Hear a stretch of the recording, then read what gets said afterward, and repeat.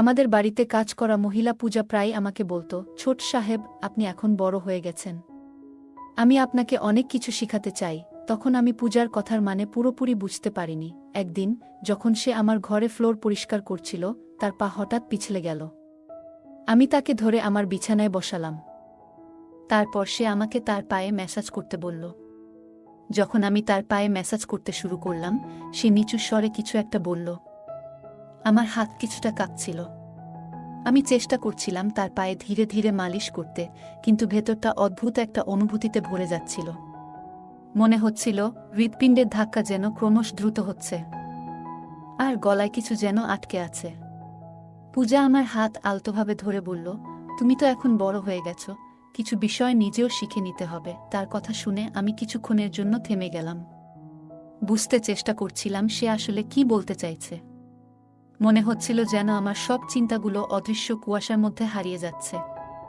পূজা আস্তে আস্তে আমার হাত ধরে নিজের কাঁধে রাখল। পরিবেশটা তখন শান্ত ছিল, কিন্তু আমার মনের ভেতরে হাজারো প্রশ্নের ঢেউ খেলে যাচ্ছিল, অথচ মুখ ফুটে কিছু বলতে পারছিলাম না। আমাদের নিঃশ্বাসের শব্দে ঘরটা যেন আরও নিস্তব্ধ হয়ে উঠল। একটু পর পূজা আমাকে নিজের দিকে টেনে বলল, তোমাকে দেখলেই আমার মনে অদ্ভুত এক অনুভূতি কাজ করে। তার কথাগুলো শুনে আমি বিস্ময়ে তার দিকে তাকালাম, যেন একটু হতভম্ব হয়ে গেলাম। কিছু বলার আগেই পূজা আমাকে, আমি কুনাল। আজ আমি আপনাদের সঙ্গে আমার জীবনের এমন একটি অধ্যায় শেয়ার করব, যা আমি নিজেও মনে হয় পুরোপুরিভাবে কারো সঙ্গে শেয়ার করিনি। তখন পূজা আমাকে স্মরণ করিয়ে দিল, ছোট সাহেব, গতকাল আমি স্ট্রবেরির কথা বলেছিলাম, মনে আছে তো? আমি সঙ্গে সঙ্গে তার জন্য আনা স্ট্রবেরির প্যাকেটটা বের করে দিলাম। তাকে আরাম দেওয়ার জন্য বললাম, তোমার বেশি ব্যথা তো লাগেনি, ঠিক তো? কারণ সে পড়ে গিয়ে পায়ে অনেক ব্যথা পেয়েছিল। সে হেসে বলল, ছোট সাহেব, যদি আপনি নিজে আমাকে স্ট্রবেরি খাওয়ান, তাহলে ব্যথা একদম সেরে যাবে। তার কথায় আমি একটু অবাক হলেও তার দিকে এগিয়ে গিয়ে বাজার থেকে আনা স্ট্রবেরি তুলে দিলাম। হঠাৎ সে হাসি মুখে বলল, ছোট সাহেব, আপনি এত লাজুক কেন? আপনার প্রতি আমার মনে আলাদা একটা অনুভূতি কাজ করছে। তারপর, বন্ধুরা, আজকের গল্পটা অনেক বেশি স্পেশাল, তাই কেউ মিস করো না। আশা করছি তোমাদের ভালো লাগবে। আর প্লিজ সবাই একটা করে কমেন্ট করে যাবে এই ভিডিওতে এই গল্পটি আমার এবং আমাদের বাড়ির কাজের মহিলা পূজা সম্পর্কে। দেখতে সাধারণ হলেও তার চোখে একটা বিশেষ আকর্ষণ ছিল, যা আমাকে বারবার তার দিকে টেনে আনত। পূজাকে আমাদের বাড়িতে কাজ করতে আসা আজ 2 মাস হল। তার বয়স আনুমানিক 34 হবে, তবে তার সুগঠিত চেহারা এবং শান্ত স্বভাবের কারণে সে তার বয়সের চেয়ে অনেক ছোট দেখায়। ফর্সা গায়ের রং, বড় বড় চোখ এবং মুখে একটুখানি হাসি, এসবই যেন তার চিরস্থায়ী পরিচয় হয়ে উঠেছিল। সে আসার পর থেকেই সব সময় আমার কাছাকাছি থাকত। পূজা যখনই কাজ করতে আসত, বাড়ির পরিবেশে এক ধরনের উদ্যমের সঞ্চার হতো। মা সবসময়ই তার প্রশংসায় পঞ্চমুখ থাকতেন। বলতেন, পূজা যেমন পরিশ্রমী এবং বিশ্বাসযোগ্য, তেমন মহিলা খুব কম দেখা যায়। সত্যি বলতে, মা এখন আর বাড়ির পরিষ্কার পরিচ্ছন্নতার জন্য তাকে আলাদা করে কিছু বলতেন না। বাড়ির প্রতিটি কোণ, প্রতিটি জিনিস সে এত যত্ন সহকারে গুছিয়ে রাখত যে তাকে কাজের মানুষ বলে আলাদা করে বোঝা যেত না। সেপ্টেম্বরের শুরুর দিকে হালকা ঠান্ডা পড়তে শুরু করেছিল, আর পুজোর আমেজও আস্তে আস্তে বাড়ির পরিবেশে ঢুকে পড়েছিল। প্রতি বছরের মতো মা এ বছরও দুর্গাপূজার আগে বাড়ির সম্পূর্ণ পরিষ্কার পরিচ্ছন্নতার সিদ্ধান্ত নিলেন। মা এবং বাবা দুজনেই চাকরি করেন, তাই বাড়ির দেখাশোনার বেশিরভাগ দায়িত্ব আমার উপরেই এসে পড়ে। আমি তাদের একমাত্র সন্তান হওয়ায় চেষ্টা করতাম মা বাবাকে সাহায্য করতে। তবে সত্যি কথা বলতে, মায়ের আসল ভরসা সবসময় ছিল পূজার উপর। পূজাকে আমাদের বাড়িতে কাজ করতে আসার মাত্র কিছু মাস হলেও সে তার কাজের মনোযোগ এবং দক্ষতার মাধ্যমে সবার মন জয় করে নিয়েছে। তার কাজ করার ধরন এমন যে মনে হতো সে নিজের বাড়ি গুছাচ্ছে। পরের দিন থেকেই সে পুজোর জন্য বাড়ি পরিষ্কারের কাজ শুরু করে দিল। আমাদের বাড়ি বড় হওয়ায় একা পূজার পক্ষে সব কাজ সামলানো কঠিন ছিল। এই জন্যই পূজা তার 15 বছর বয়সী মেয়ে তানিয়াকেও নিজের সাথে কাজের জন্য নিয়ে এসেছিল। তানিয়াও তার মায়ের মতোই পরিশ্রমী এবং কাজে পারদর্শী ছিল। মা মেয়ে একসাথে কাজ শুরু করার পর বাড়ির প্রতিটি কোণ যেন ঝকঝক করে উঠল। প্রতিদিন পূজা সকাল সকাল এসে উপস্থিত হতো এবং সবার আগে আমার এবং মায়ের জন্য টিফিন তৈরি করত, যাতে আমরা সময়মতো নাস্তা ও লাঞ্চ সেরে নিতে পারি। এরপর সে পুরো মনোযোগ দিয়ে পরিষ্কার পরিচ্ছন্নতার কাজে লেগে যেত। এখন পূজা যে বাড়ির কাজগুলো দারুণ দক্ষতায় সামলে নিচ্ছে, এতে মা সম্পূর্ণ নিশ্চিন্তে অফিসের দিকে রওনা দিতে পারতেন। বাবার শরীরও সামান্য খারাপ ছিল, তাই তিনি কয়েকদিনের জন্য ছুটি নিয়েছিলেন। বাড়িতে তার যত্ন নেওয়ার দায়িত্ব পূজার উপরেই পড়ল।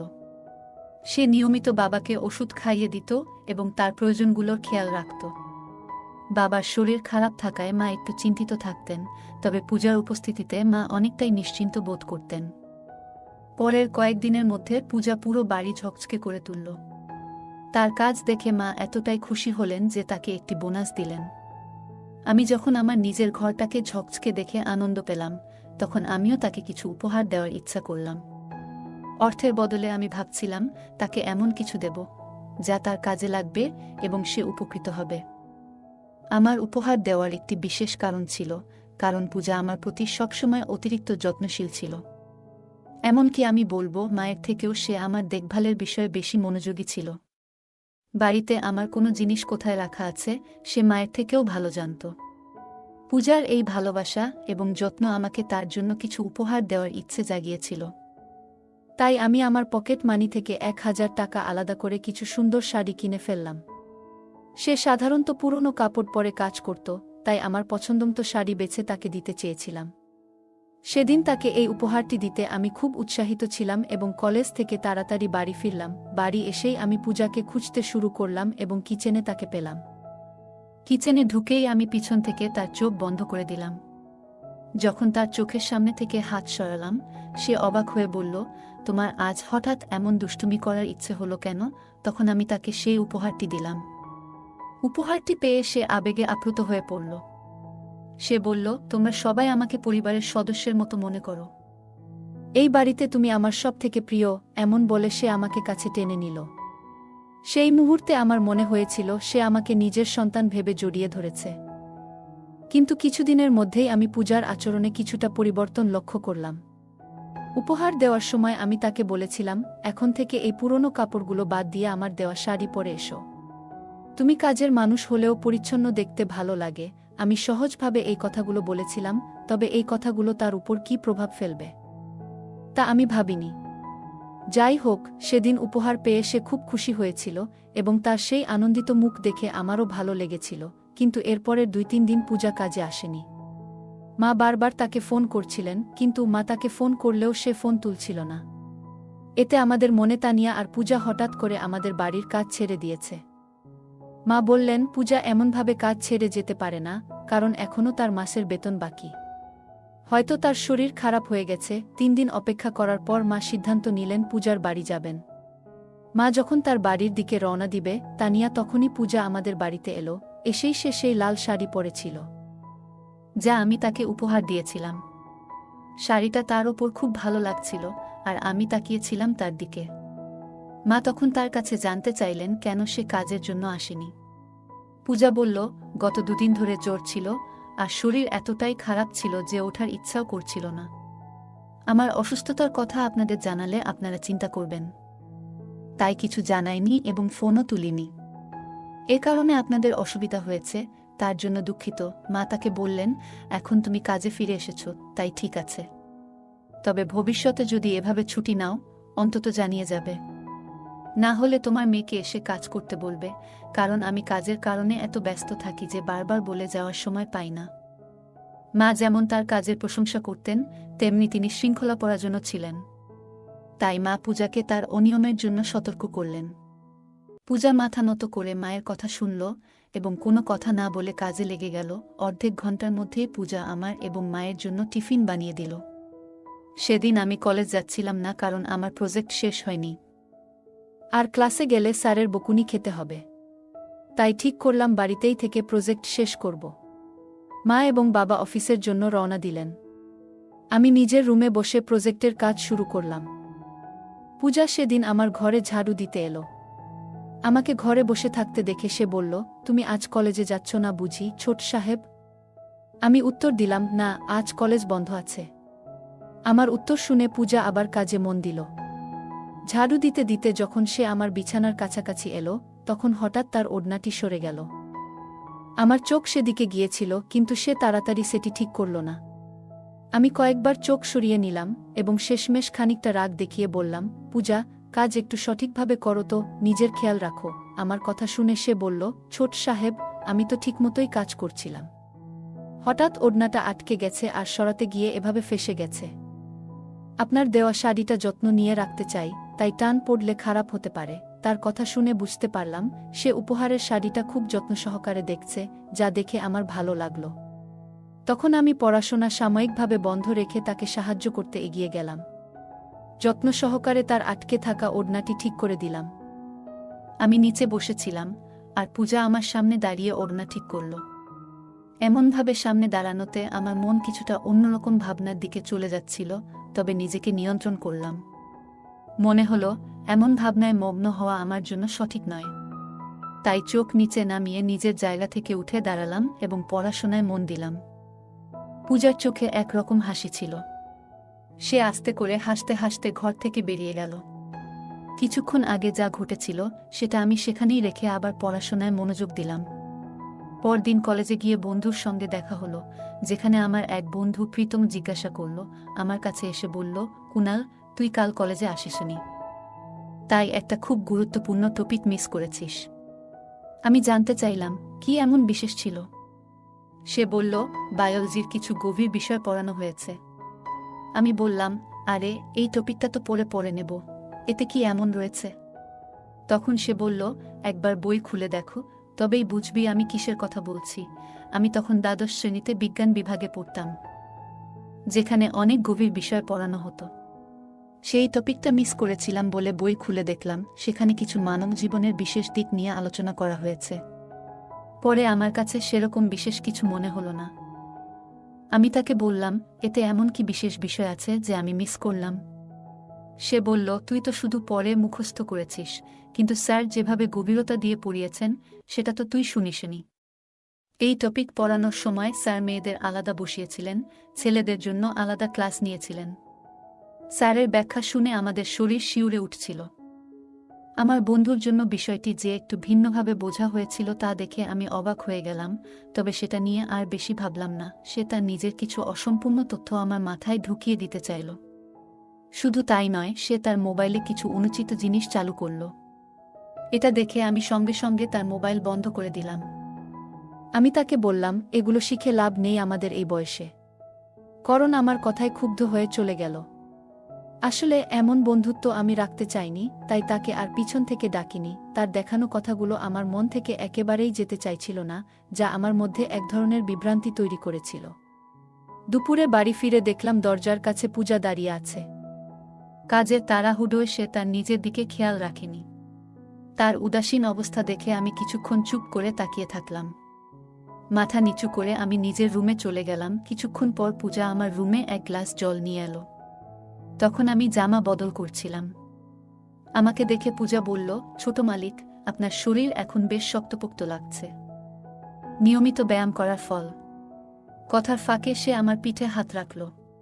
তার হাতের আঙুলের স্পর্শে শরীরে এক ধরনের শিহরণ অনুভব করলাম। তাড়াতাড়ি তার থেকে একটু দূরে সরে গেলাম। শার্ট পরে তার হাত থেকে জল নিয়ে খেয়ে নিলাম। তারপর গ্লাসটা ফেরত দিলাম, কিন্তু পূজা তখনও আমার রুম থেকে বেরোয়নি।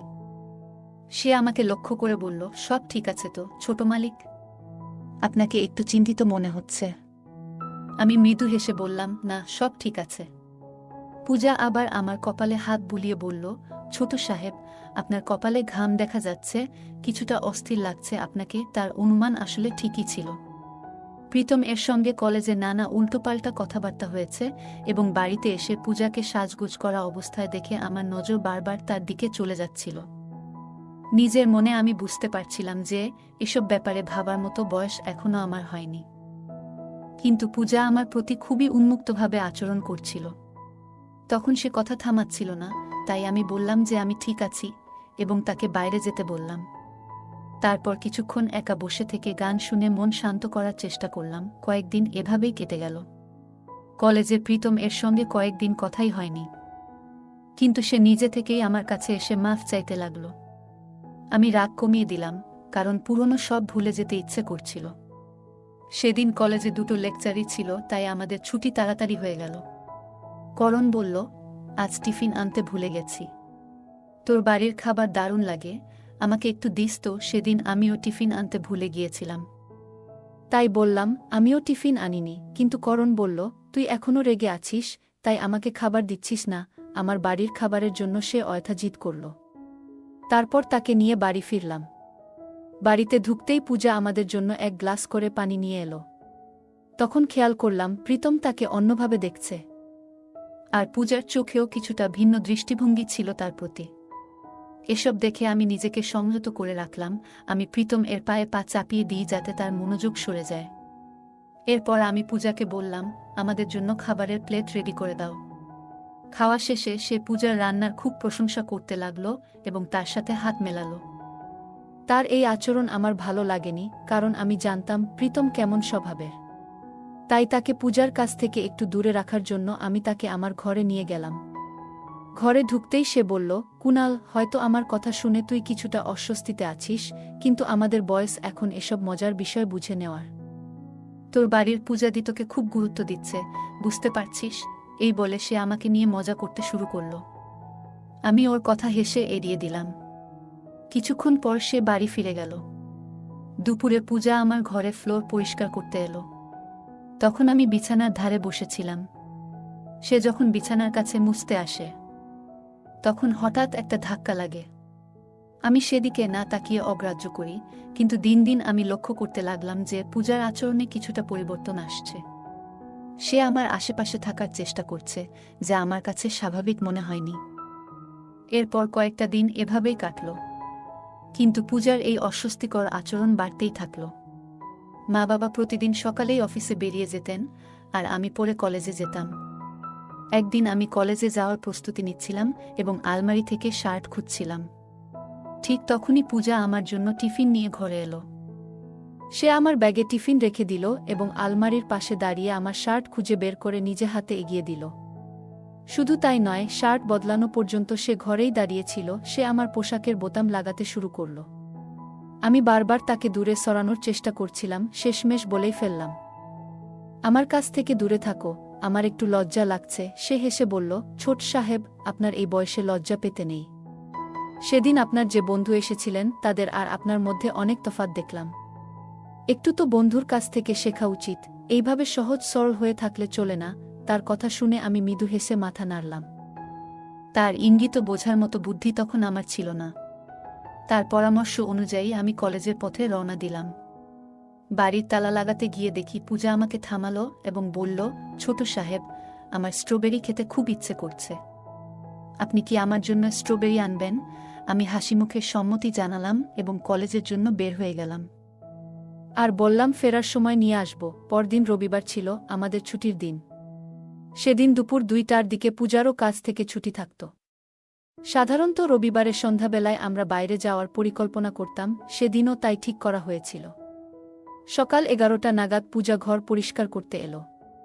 ঝাড়ু দেওয়ার পর যখন মেঝে মোছার জন্য বালতি নিয়ে আসলো, তখন অসাবধানতাবশত তার হাতে থাকা বালতিটা উল্টে গেল এবং পূজা মেঝে পরিষ্কার করার সময় হঠাৎ পা পিছলে পড়ে গেল।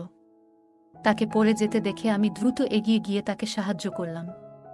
তার কোমরে আঘাত লেগেছিল, তাই তাকে আমার বিছানায় বসিয়ে আরাম করতে বললাম।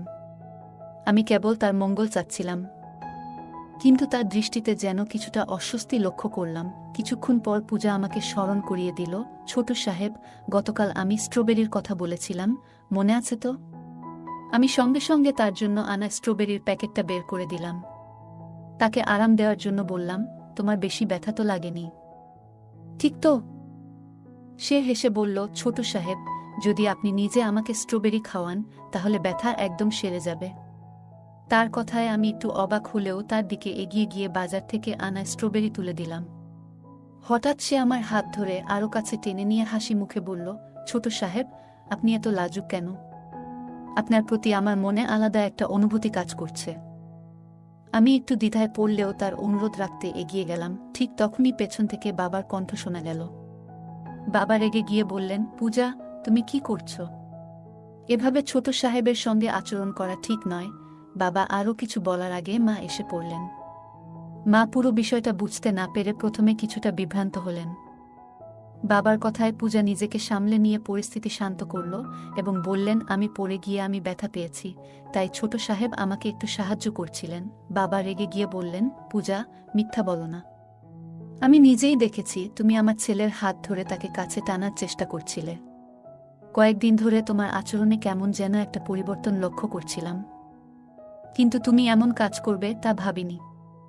বাবার কথা শুনে পূজা পাল্টা জবাব দিল, মালিক, আমিও ভাবিনি যে আপনি এতটা দূর যাবেন। পূজা আরও বলল, আপনি তো আমার ছোট মেয়ের প্রতি খেয়াল রেখেছিলেন, তার পাশে বসে তাকে খাবারের লোভ দেখিয়ে তার কাছে থাকার চেষ্টা করেছিলেন। কিছুদিন ধরে আমার মেয়ে অস্বস্তিতে থাকছে। ডাক্তার দেখানোর পর জানা গেল তার শরীরে কিছু অস্বাভাবিকতা তৈরি হয়েছে। আপনার মতো একজন প্রাপ্তবয়স্কের আচরণের জন্য আমার মেয়ের কোমল মনের উপর গভীর প্রভাব পড়েছে। যখন আমি জানতে পারি তার এই অবস্থার জন্য কে দায়ী, তখন থেকেই আমার মনে প্রতিশোধ নেওয়ার ইচ্ছে ছিল। আপনার নিজের সন্তান যখন এই সমস্যায় পড়ল, তখন আপনি আমাকেই দোষী করতে চাইলেন। পূজার এমন কথায় আমি চমকে গেলাম। তার এই গল্পের কারণে আমি সম্পূর্ণ বিভ্রান্ত হয়ে গেলাম এবং ভাবছিলাম কিভাবে সে এতটা এগিয়ে গিয়ে এমন মিথ্যা কথা বলতে পারল। বাবা মাও তার কথাগুলো বিশ্বাস করতে পারলেন না এবং তাকে ধিক্কার জানিয়ে সেখান থেকে চলে যেতে বললেন। পূজা হঠাৎ জানাল, আপনার ছেলেটি আমার সঙ্গে অসৎ আচরণ করার চেষ্টা করেছে, এর প্রমাণ হিসেবে আমার কাছে একটি ভিডিও ক্লিপ আছে। সে জানালো যে আগে থেকেই তার ফোনটি ভিডিও রেকর্ডিংয়ে সেট করা ছিল। ভিডিওটি বাবা মায়ের সামনে দেখিয়ে পূজা বলল, এখন আমি আপনার ছেলেকে শাস্তি দিতে চাই। তাকে কারাগারে পাঠিয়ে দেব, যাতে আপনারা বুঝতে পারেন কত বড় ভুল হয়েছে। এই পরিস্থিতি বুঝে বাবা একদম স্তব্ধ হয়ে গেলেন এবং পূজার পায়ে পড়ে ক্ষমা চাইতে লাগলেন।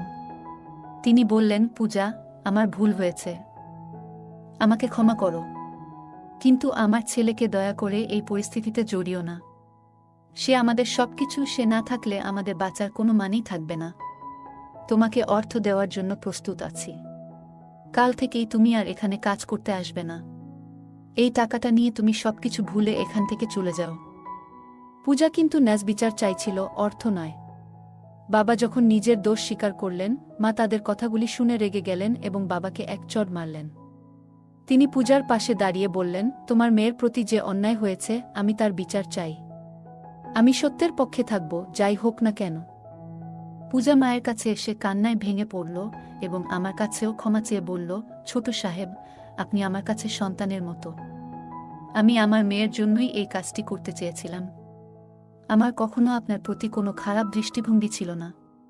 যখন সন্তানের কথা আসে, তখন মায়েরা কঠিন হতে বাধ্য হয়। তার কথাগুলো শুনে আমিও তাকে ক্ষমা করে দিলাম। সে সত্যিই তার মেয়ের জন্য লড়াই করছিল এবং কোনো ভুল করেনি। আমরা সবাই একে অপরকে বুঝে পরিস্থিতির সমাধান করলাম এবং নতুনভাবে একে অপরের পাশে থাকবার সংকল্প করলাম। এই গল্পটি ঘিরে আছে পূজা নামে এক গৃহকর্মী এবং তার ছোট সাহেবের মধ্যে গড়ে ওঠা কিছু অনাকাঙ্ক্ষিত আবেগ ও জটিলতা নিয়ে।